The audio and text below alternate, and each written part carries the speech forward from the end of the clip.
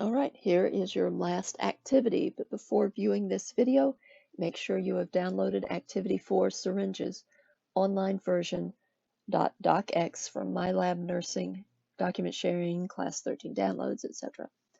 As you watch the video, perform the calculations and record your answers by editing the document, or at least take notes and then edit it after you've finished watching the video.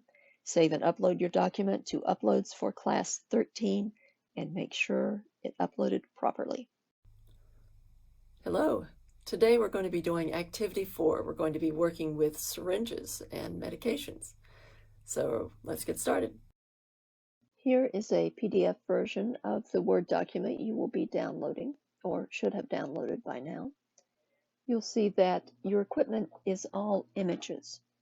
I will also be showing you images of the syringes and the medications in the on-camera portion of this video.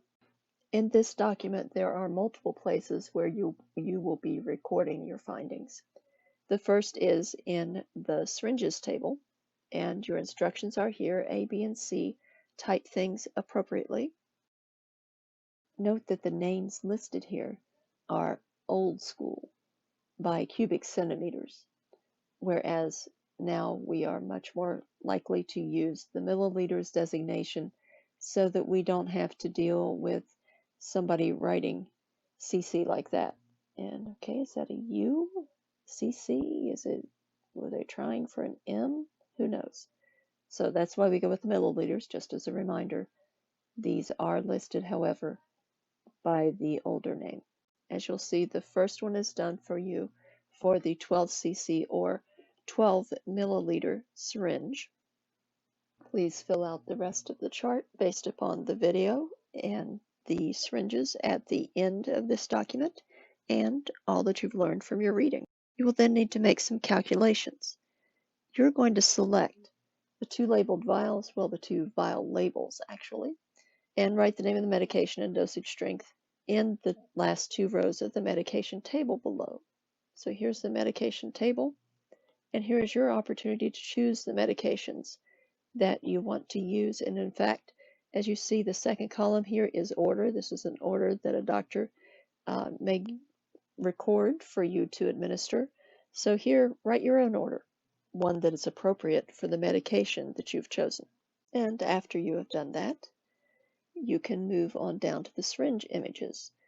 Based upon your previous calculations, choose which one of these syringes would be appropriate to administer the medications, including the ones you have chosen. And when you have done so, mark it as we talked about above. Make sure first that you label which medication you're showing me on here, what the dosage would be, and then place an arrow. You can do that with the draw tool in Microsoft Word. So I'm just making a line as a guess. Please don't do it in yellow. That was not a good choice. How about red? Any other color that will show up easily. Alternatively, you could insert an arrow using the shape tool, and the arrow will look very similar to this arrow displayed now on your screen, except it will be vertical or horizontal. The vertical option I have for my pointer is this. In case you're wondering where those labels are that you're going to be using, do you have to use the ones online that I'm trying to show you with a camera that doesn't focus well? No. All of the medications from which you can choose are in the document.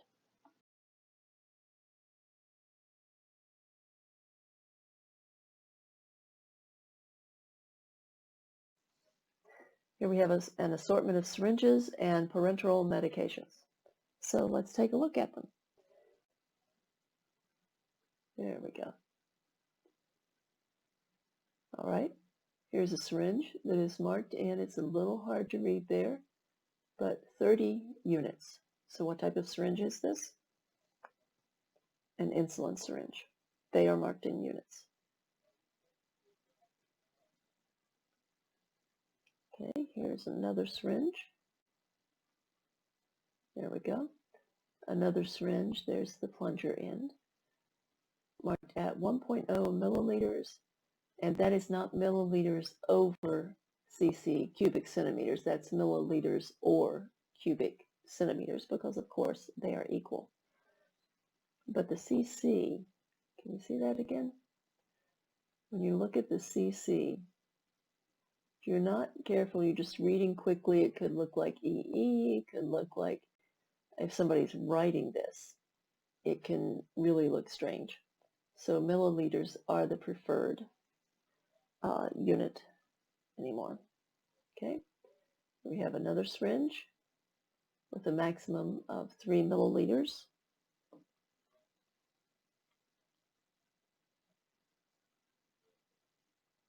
And another marked in cubic centimeters as well as milliliters. And be careful because it doesn't stop at 10, it goes all the way to 12 milliliters. And then we have this huge one that goes up to 30 milliliters.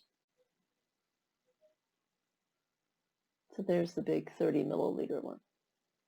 Looks huge compared to the others. Okay, let's look at some of the medications that we have here. Cefuroxime for injection, 750 milligrams. Okay, 750 milligrams per watt. This is also known as Kefarox.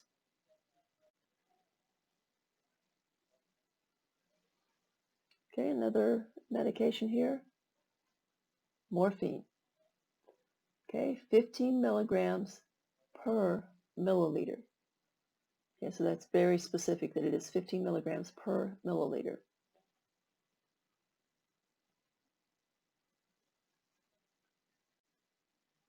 Here we have Humulin, human insulin, rDNA origin, 100 units per milliliter, and there are 10 milliliters in the container.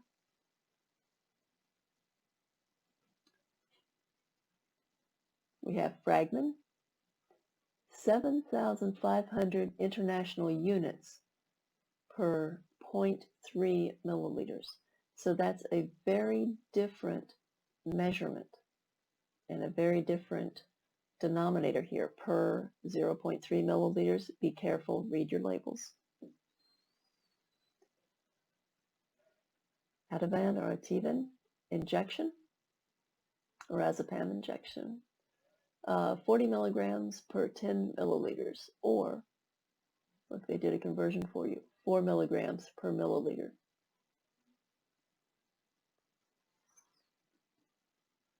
And chlorpromazine, 50 milligrams per 2 milliliters, and once again, they did the conversion for you, 25 milligrams per milliliter.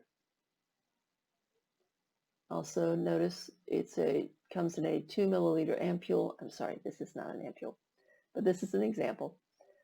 All right, for deep intramuscular use and protect from light.